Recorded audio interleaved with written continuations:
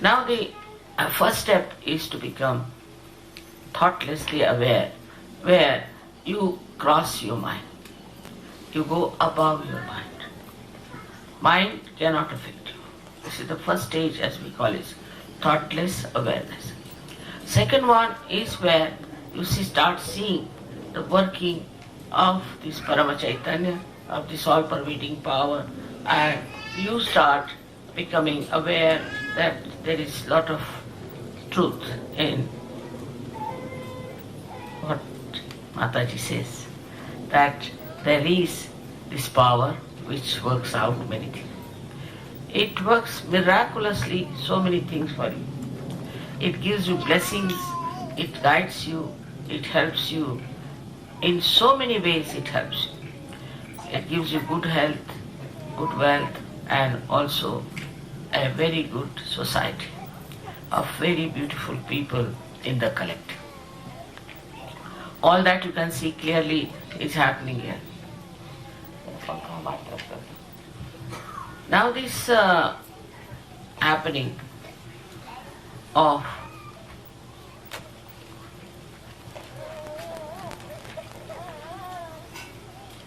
achieving thoughtless awareness is very simple and easy. But to maintain at that point is difficult. We still react and we think. Anything you see, you react. To get to that point in thoughtless awareness is first to change your attention. Now, for example, once we were climbing a very high mountain to see one temple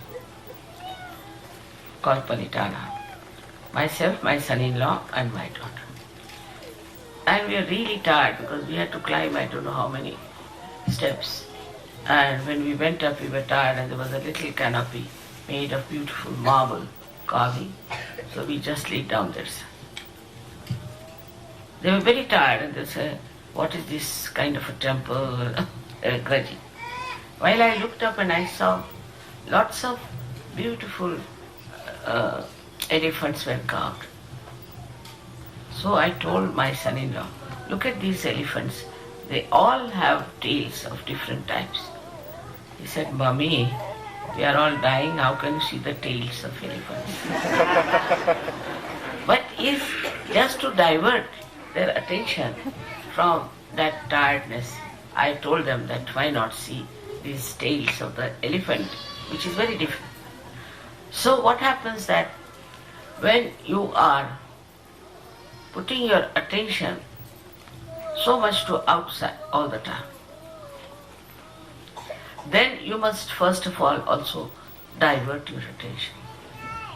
For example, you see these beautifully made things here. Your attention is something else. Just try to enjoy the beauty of that. See, there are beautiful carpets here. Just look at them without thinking. Because they don't belong to you, so no headache. They belong to somebody else. It's very good. Otherwise, if it belongs to you, you start thinking, "Oh my God, I've spreading them here. What will happen? They have to be insured," or some sort of thing like that. That's common human reaction. But if it doesn't belong to you, you can watch it nicely. Now you watch it and don't think. You'll be amazed when you see the beauty that is put inside this. You'll see the artist who has put his joy, his exuberance into it. And you'll be amazed after realization that this exuberance will fill into you and a cool kind of a relaxation will come into you. And this Kundalini will rise and you will become steady in your thoughtless awareness.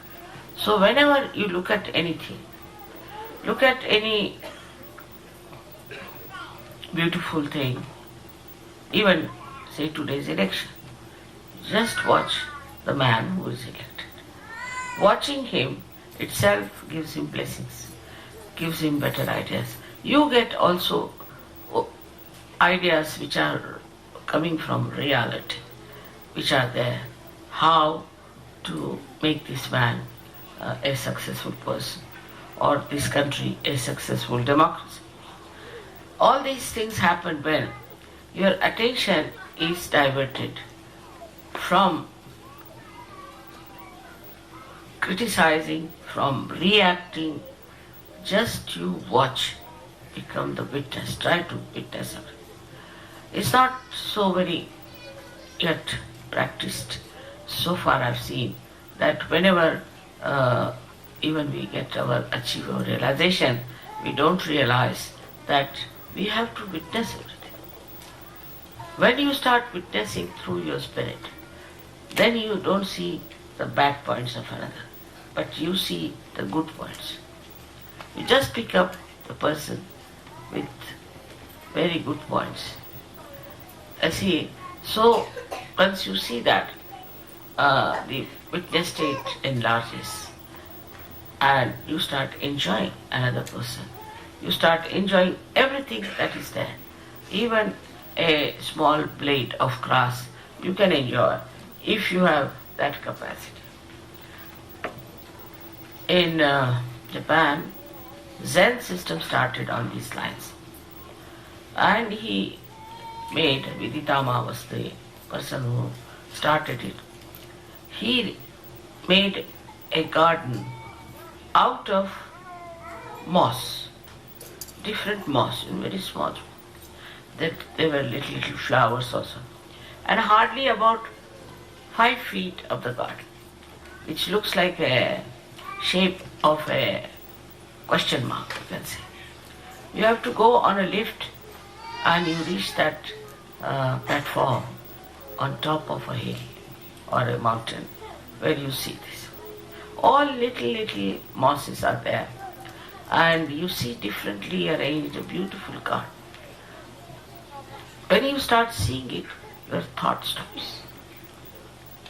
Because such a marvelous thing, when you put attention to it, to its creation, your thoughts stop.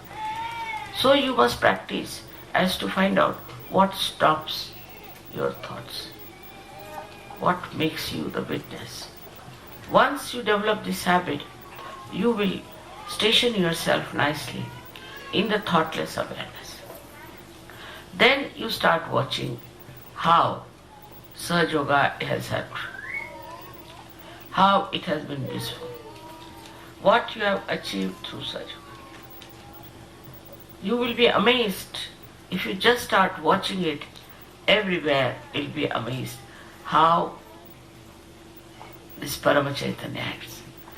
Nowadays this Parama Chaitanya has become active because of Kruta Yuga. You can see from the way it is playing around with vibrations around me. You've seen so many photographs of mine where these vibrations are there. Also you've seen the photographs of many Sajogis sitting before me. On their head my name is written down in Arabic language. You've seen so many ways by which you can find out that there is the play of the divine. Now the mind will still try to say something. Don't listen, just watch. The effect of Sahaja Yoga you should watch on yourself, on your body. Don't think about it, but watch it. And you will be amazed how you have changed.